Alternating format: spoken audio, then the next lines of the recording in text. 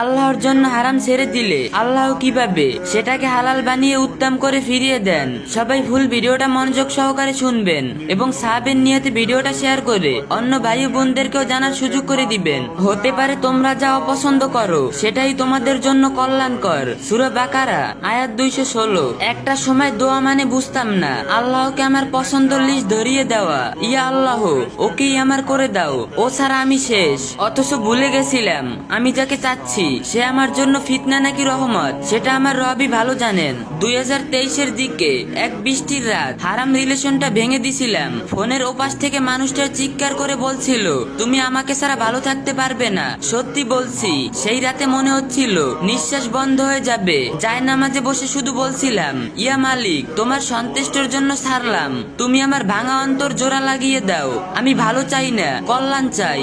এরপর আমার রুটিন পাল্টে গেল।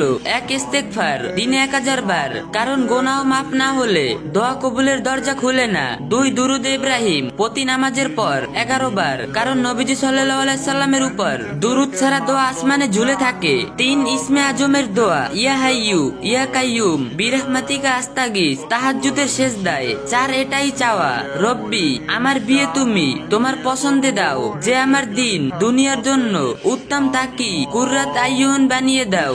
1 বছর 8 মাস কেটে গেল, কোনো প্রস্তাব নাই। বান্ধবীদের বিয়ে হয়ে যাচ্ছে, আত্মীয়রা বলছে বেশি বাঁচতে গেলে পরে কিছুই পাবা না।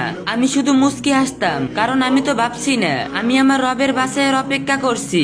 তারপর 2025-এর শাবান মাস আব্বু অফিস থেকে এসে বলল তোর জন্য একটা প্রস্তাব এসেছে। ছেলেটা হাফেজ আলেম, পরিবার দিনদার। ছবি দেখলাম, নাম শুনলাম, বুকের ভিতরে কেঁপে উঠলো। এই তো সেই যাকে আল্লাহর ভয়ে আল্লাহ হাফেজ বলে বিদায় দিয়ে দিয়েছিলাম, যে এই 2 বছর হেফজ কমপ্লিট করেছে, দাওরা হাদিস পড়ছে, দাড়ি রেখেছে, সুন্নতি লেবাস ধরেছে, যে একদিন বলতো নামাজ পড়ে পড়বো, সে আজ আমাকে বলছে ফজর কাজা করলে আমার দিনটাই খারাপ হয়ে যায়। আমার রব তাকে শুধু ফিরিয়ে দেননি, ভেঙে নতুন করে গড়েছেন, পবিত্র করেছেন, উত্তম বানিয়েছেন। প্রিয় ভাই ও বোন, তোমাদেরকে 3টা কথা বলি। 1, হারাম ছাড়া মানে লস না, এটা আল্লাহর কাছে আমানত রাখা। তুমি তার সন্তুষ্টির জন্য যা ছাড়বা তিনি সেটা বারাকাও সহ বহুগুণ উত্তম করে ফেরত দিবেন। 2, ওকে ছাড়া হবে না, এটা শয়তানের ধোঁকা।